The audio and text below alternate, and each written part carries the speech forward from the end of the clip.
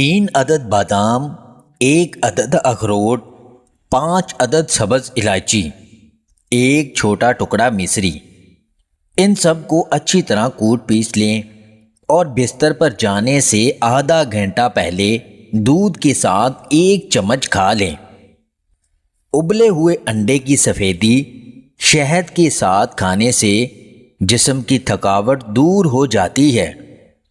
جو مرد کمزوری کا شکار ہیں انہیں چاہیے کہ بھینس کے دودھ میں شہد مکس کر کے دودھ کو اچھی طرح ابال لیں اور نیم گرم دودھ کو پئیں، انشاءاللہ دعائیں دیں گے۔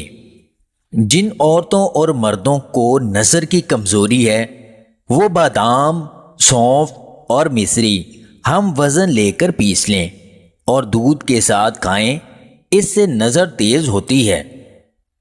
رات سوتے وقت ناف میں بینگن کا ارک لگانے سے اعضائے مخصوصہ کے پٹھوں کو طاقت ملتی ہے۔ جو لوگ سوتے وقت ناف میں روغن بادام ڈالتے ہیں وہ کبھی سستی کا شکار نہیں ہوتے۔ شام کو خالی پیٹ پستہ کھانے سے ہڈیاں لوہے کی طرح مضبوط ہو جاتی ہیں۔ جو عورتیں اپنی پلکیں گھنی کرنا چاہتی ہیں وہ انڈے کی سفیدی کو پلکوں پر روئی کی مدد سے لگائیں۔ رات کو جسم کی تیل سے مالش کر کے سونے سے نیند اچھی آتی ہے اور جسم کا درد ختم ہو جاتا ہے۔ سرخ انار کھانے سے چہرے سے داغ دھبے ختم ہو جاتے ہیں۔ ادرک کو دودھ کے ساتھ کھانے سے جسم کے پٹھے مضبوط ہو جاتے ہیں۔ روزانہ صبح کو ٹماٹر کا چھلکا اتار کر اپنے چہرے پر 5 منٹ کے لیے لگا دیں، اس سے چند دنوں میں آپ کا چہرہ سرخ اور گورا ہو جائے گا۔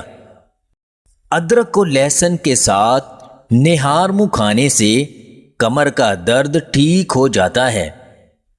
ادرک کا ٹکڑا پیشانی پر مسلنے سے پٹھوں کا درد ختم ہو جاتا ہے۔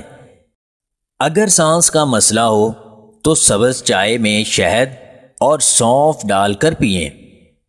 جو دودھ میں آملہ کا مربع ڈال کر پیتا ہے اس کی طاقت کبھی کم نہیں ہوگی۔ جن لوگوں کے سر کے بال گر رہے ہوں تو انہیں چاہیے کہ نیم گرم دودھ میں شہد ڈال کر پیا کریں۔ جو عورتیں موٹاپے کی وجہ سے پریشان ہیں وہ کھانے کے بعد تھوڑی سی اجوائن پانی کے ساتھ کھا لیا کریں، اس سے موٹاپا کم ہو جاتا ہے۔ اگر آپ کو ہماری یہ ویڈیو پسند آئے تو اسے لائک اور شیئر ضرور کیجیے گا اور مزید ویڈیوز حاصل کرنے کے لیے ہنسی وائس ٹی وی چینل کو سبسکرائب کر لیں۔